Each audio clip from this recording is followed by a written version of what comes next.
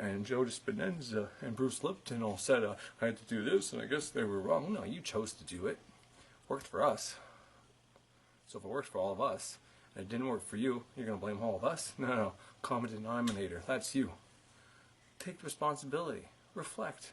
Take down good notes. Write down what you're doing. And then maybe you can look back and re-listen to the information and be like, oh, that's what I forgot. Maybe that's the point when there was a hot girl or hot guy walking by and you looked up and you weren't listening because you were getting this emotional response taking over and you couldn't hear that point. That's why I say, that's why I make videos with just audio, so people don't focus on the face and think, well, what the fuck is this guy? What the fuck is he? You know, look at him. He looks like a dirtbag. He's got fucking scabs on his face. He's probably a dope head. He said he's a dope. You know what I mean? Just cut that out. If you're only listening, then you can only hear. And your imagination can do it. It's kind of like reading. When you read something, using your eyes, yes, but you're not hearing anything. And they're not telling you how to perceive what's going on. They give you descriptions and your mind does the rest. That's how you do self-hypnosis too, by the way, but I've already went over that. That's a different topic. But, you know, let it flow. Let yourself come to your own conclusions. Reflect. Why not meditate? Start off by meditating with the self-meditations on YouTube. You know, go with which one you think is right, you know, or just fucking randomly pick one. Fucking,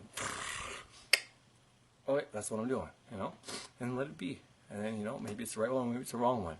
Because you can go looking and say, hey, is Michael Seeley a good guy to start off meditation through, or is he bad? And you're going to find a lot of good reviews, a lot of bad reviews. The people that didn't work for, the people that were against them, and the people that helped, or the people he paid for, you know. It's everything and all in between. You're never going to find something completely good or completely bad. Everything has a bit of both. So even the worst teachers out there, the worst people out there, can teach you something. And in all honesty, that was my perception of David Icke. I didn't think he was a spiritual teacher. I thought he was a truther. I thought, like I said, I thought he was up there with Alex Jones. I still don't believe in Alex Jones. He sounds like a fucking robot more than anything on InfoWars now than he used to. His voice is more raspy than ever, and people with a voice like that are normally crackheads or robots. But no judgment, I'm just saying. And I got nothing against Alex Jones either. He helped me get through my truth, fear-based media stage. If it wasn't for him, I wouldn't know anything about the Bilderbergs and all that shit. Whether that's true or not, I needed to know that. So anyways, I think that's enough for now. I really got to get shit going for people coming over tonight. I keep stalling and delaying and doing this instead, so I hope you enjoyed. And if I don't say anything else today, well, I'll say something tomorrow. Have a good one. Alright, ladies and gentlemen, what's going on? It's a new day. So today is the 10th. My birthday is tomorrow. I go in tonight. Ugh, I was not a big fan of that, but you know, sometimes you got to do what you got to do. Who knows what's going to happen in the future with everything going on. I certainly don't pretend to know what's going to happen, but I do like to give out information that could be plausible. Information I gave out yesterday on my show, and there's a playlist here on my channel, and I think it's something to the effect of must-see, a must-see, or a must-see information, something like that. It was part of my podcast, the first one. Well, the first one got cut off.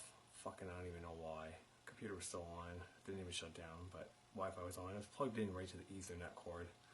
Second time, my wife and my oldest got into a fight, a verbal fight about disrespecting her in front of guests, so she shut off the Wi-Fi and my show was on. So my apologies for that.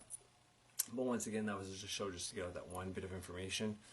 The one bit of information about exosomes, how that's what they actually test for the coronavirus, and whenever you're stressed and worried about having coronavirus, well, any stress period will make your exosome level go up to something to that effect. I can't exactly remember.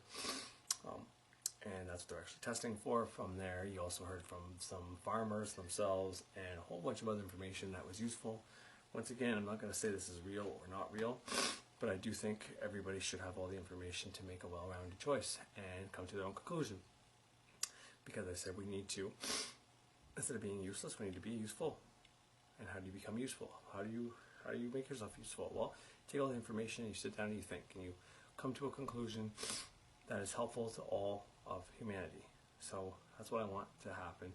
And I don't know, maybe 2 or 3 podcasts ago on my Ceremonial Witchcraft podcast on Spreaker, I played a woman who the title of her TED Talk was Flex Your Neocortex, and she gives some hacks, hints how to use your brain. I'm going to play that here again. It's about 11 minutes long in total, so I'm going to try to condense that to about 7 minutes, and it's going to be within my next 2 videos.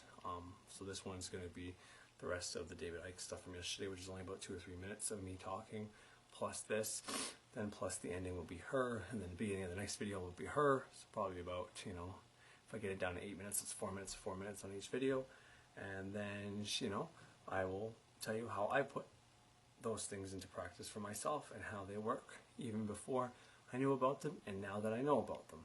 And they can really help strengthen your brain when you add them to things like when you cross your arms, you know, left side of brain controls right side of body, right side of brain controls left side of body, so then when your arm goes past the midpoint, well, now you engage both sides of your brain. So by crossing your arms and learning something, or reading, or trying to study for a test, you can really absorb things faster. There's a few other little tricks you can do as well. And, you know, maybe I'll go into those as well, so you have all the great information on how to get your neocortex involved with the other 2 brains, all synced up to learn and not put emotion into this information. And then this way you can help as well tell people your opinion and what we should or should not do. I really think we need to just, you know, band together and say, we're not going to fucking stay indoors anymore, and we're ready to take on and accept responsibility for all the mistakes we've done and where we led humanity, and we want to fix it. So instead of ignoring the problem, let's acknowledge it, let's give it a name. This way it's into being, we take it on, and then we fix it and go forward into a better race. And, you know, easier said than done, but I think it's time we do that. So anyways, you'll hear a little bit more in a little bit, and I hope you enjoy. Single task. Our brain is exquisitely designed to do one thing at a time, and yet in our fast-paced, charged life, we literally do 1, 2, 5 things on top of each other. We think it's necessary, and we think it's beneficial. Nothing could be further from the truth. You see, your brain is not wired to do 2 things that require effort simultaneously. It's quickly toggling back and forth from one task to the other, and it's literally being done by hijacking your brain's smartest engine, your brain's frontal lobes. When you're multitasking, you're degrading your brain systems, lowering your mental function, and increasing stress hormones. Single task, and you will see significant increase in mental productivity. Secret 2, inhibit information. In this day of information overflow, we have access at the touch of a finger to massive amounts of information. We are now exposed to 200 times more information today than we had even 20 years ago. Wow!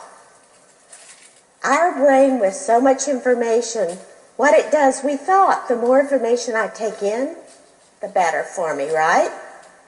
Turns out the highest performing individuals are not those who can remember the most, but rather those who know what to block out, what to inhibit.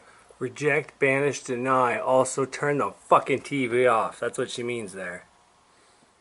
What to bounce from the get-go, and just to focus on the few things that they're doing. Secret 3, detox distraction. One of the most common questions that I get asked is technology good or bad for your brain?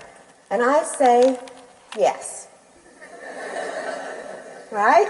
Because, you know, it's not technology in and of itself that's bad for our brain, but it's that we let it control us, that instead of us managing it. We can't even stand to be without our cell phone for a single minute.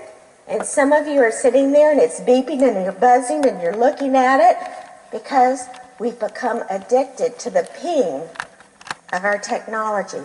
Right now, science is showing that we work only 3 minutes uninterrupted. How can you do high-level thinking in just 3 minutes?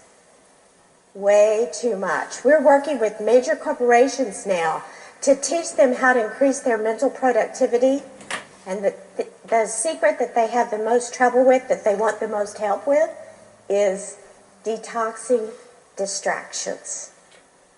Okay, now this is the really big one. This is the powerhouse, big idea thinking. Big idea thinking is the supreme unleaded fuel for your brain. And big idea thinking is not a supercharged computer that can do big data storage and then retrieve it when you want it. No. Big idea thinking is when you take in ideas from disparate areas, you combine it with your rich knowledge that you already have, and you form some generalized, higher level way of thinking. So some of the ways that we do big idea thinking is if you synthesize. How do you extract the essence of talks that you hear or news stories that you hear? Synthesize. Or interpret. How many times do we have books and books and books and we can't remember if we read them or not? Because we didn't interpret the message. Interpret. What does it mean? What's the bottom line meaning? And 3, powerhouse transformative communication. Think about emails that you write. What does your subject line say? Is it boring? Is it rote? Is it anyone can write? Meet me at 2. What if you came up with a transformative subject line that was so powerful everyone wanted to read it? And then what about the message? How often do you just do a deluge of information without really saying something that shows your deeper level thinking? Big idea thinking is what makes your memory and thinking and learning the most robust. I've shown in randomized trials when you engage in big idea thinking, you increase your brain at all levels of health. Think about increasing your brain blood flow by 8 to 12%. That's really happy for a neuron to get more brain blood flow. We also showed 30% increase in the speed of neural connection across the central executive network, which is what's important for planning and reasoning and problem solving. Big idea thinking is for the brain what push-ups and pull-ups are to the body. Secret 5, and this fits in with balance. Calibrate. Calibrate how much effort you're going to spend on things. So many times, all of us, our mental energy at the end of the day, you're so mentally exhausted, you're thinking, oh brain, please jumpstart again for me tomorrow, because we spend too much time on things that we should do very quickly, or we don't take enough time on things that we should really spend longer on. One of the phrases that I like to tell individuals is, when you're hunting elephants, don't waste your mental energy chasing rabbits. Give me a second. So do your rabbits quickly, but take time to do your elephants, your weighty things. And for the most individuals, the elephants need to be done when your brain is in its prime time. And that typically is the first 2 hours of the day for most people. Secret 6, innovation. And I loved, our brain is really wired to be inspired from young till late life.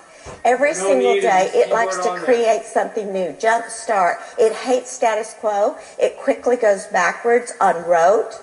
But when you start innovating on things, your brain starts firing on all cylinders. Think even about your conversations that you have with loved ones. How boring are they sometimes? Hey, honey, how are you doing? What's going on? Blah, bye, goodbye. What if you innovate? Could spark a little romance. Secret 7, motivation. Motivation always trumps talent. So many people have so much talent, maybe ourselves included, but we don't live up to